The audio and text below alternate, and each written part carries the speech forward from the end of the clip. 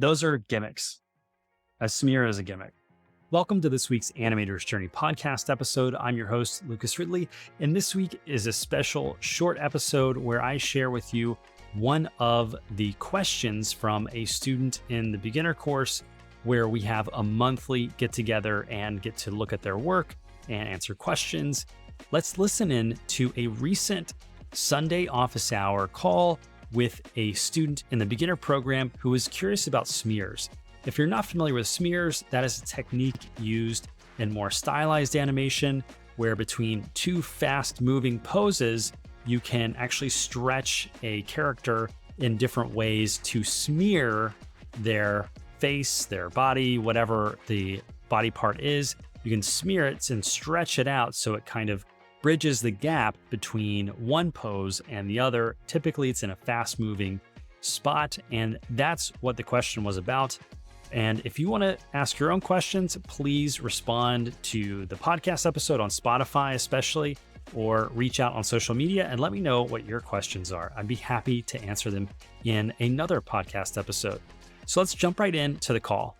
While you're doing that, did you have any questions or were you just kind of... I did have a few, actually. I was wondering if smears are covered in the beginner course or not. So I can talk about that for a second. That's covered in the intermediate course because there's a week where we cover stylized animation. And the reason behind this division and like where I'm placing that in the journey per se is because, so I got my friend Jason Bear to record the lessons for that week. He worked on Hotel Transylvania. He worked on Alvin and the Chipmunks. He worked on awesome. Okay. a bunch of stylized stuff. We worked together at Moonbot Studios on Annie and Emmy winning commercial work. And even those are gimmicks.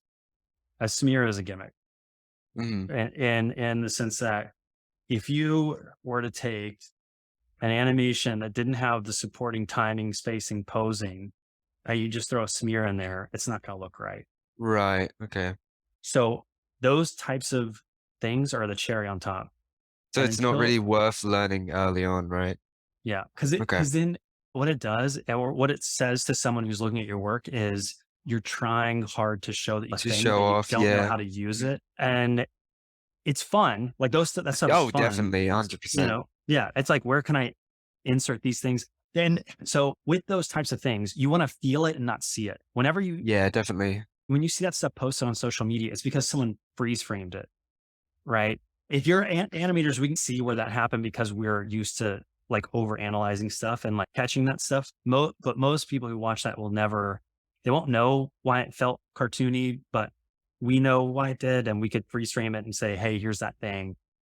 But if it becomes too obvious, smears, doubles, multiples, all that stuff, it becomes, when it calls attention to itself, it's defeating the purpose for which it was created, which was to prevent, to a degree. You could use it, maybe you do want to call attention to it for some like over the top cartoony thing, but typically it's meant to prevent strobing.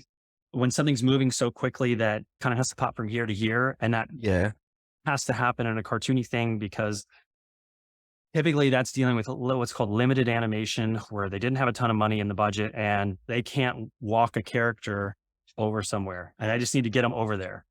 Yeah. And if they do that over 2 frames or something, it's going to look like they just transported. Pop, pop. So the roots of this stuff, it kind of go back to like, there was really a budget. Yeah, I understand. It has its places. Yeah. So it's one of those things where it's like, it's cool, but I understand if it's more so a stylized sort of thing, right? Yeah. And like it's become more popular with definitely Spider-Verse, and they definitely attention to it because they're working on 2s and some of the scenes, and it's a thing. It's cool, but if you're leaning on that so much to be the star of your animation shot, you're already setting yourself up. You're already failing. Yeah, exactly. 100%. So that's why I don't really focus on it, especially at the beginner level, because then it's like you're already setting yourself up for failure if you're focusing on that thing. And we need to learn like foundational stuff. When we get to that and we put the cherry on top, it's like, it really makes the thing sing because it's like the sidekick to, we got the spacing time. Yeah, exactly. You need to, build it up. So That's why I intentionally don't teach that stuff in beginner, because it's what's the point until we get to I understand completely. That But makes it's a sense. good question, and it's one of those things it is It's fun. cool. And I think everyone loves smears. Yeah. It just looks cool. There's Yeah, no other way about it. you can kind of sneak that in with, depending if you push the timing of the step. Like the way I start beginner is much more physically accurate, because especially because I come from visual effects background more Yeah, so you than did cartoony stuff. compositing, right? I kind of, yeah. So like way back, how I got into animation was I thought I was going to be a compositor because I just wanted to do like the Andrew Kramer route of Video Copilot. That's kind of how I started. And True Kramer. Oh my God. yeah, like that's how I got into this stuff. And then when I realized, oh, I feel that's more just pushing buttons, and I can kind of teach myself that, where animation is really craft, felt like more of a craft thing that I can't. I tried to get into VFX, like specifically in Yeah. posing, and it's just not. It wasn't clicking, I think. Yeah. But so that's stuff, I coming from that background and thinking, when you out of the nature of having filmed something in visual effects or working on a visual effects show, then your animation has to work within the physics of the thing that was Yeah, I filmed. feel like it's limiting in a way. That's the way it makes me feel. It can be, but if you have to also think, if you're working on a lot of times the visual effects stuff, we're doing it because it doesn't exist also, right? Pacific Rim, huge machine Transformers, or like there are robots of Mechs, this right? scale, Yeah. right? So we're animating things that by the nature of us animating, they can't exist. Otherwise they would have built it and maybe tried to do an animatronic thing or something. But so it is and it isn't, depending on what the show you're in. But so the challenge for that is you have to make it work in both worlds, where it's like, we're animating something you've never seen before. It's just believable, and but it yeah, has to be- yeah, yeah. 100%. Which I kind of find more interesting sometimes, to be honest, because Selling it, yeah, it's a different challenge. definitely. But anyway, yeah. Does that answer your question? Long story. Yeah, I have Sure, but a few more questions if I can ask. yeah.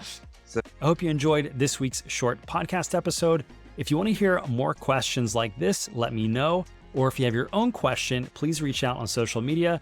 I'm at Lucas Ridley on Twitter, or Digital Creator School on Instagram. And as always, if you want to start your own animator's journey, check out animatorsjourney.com, where you can choose your path to becoming a 3D animator. Whether you want to do it as a hobby or switch careers, I have the program for you.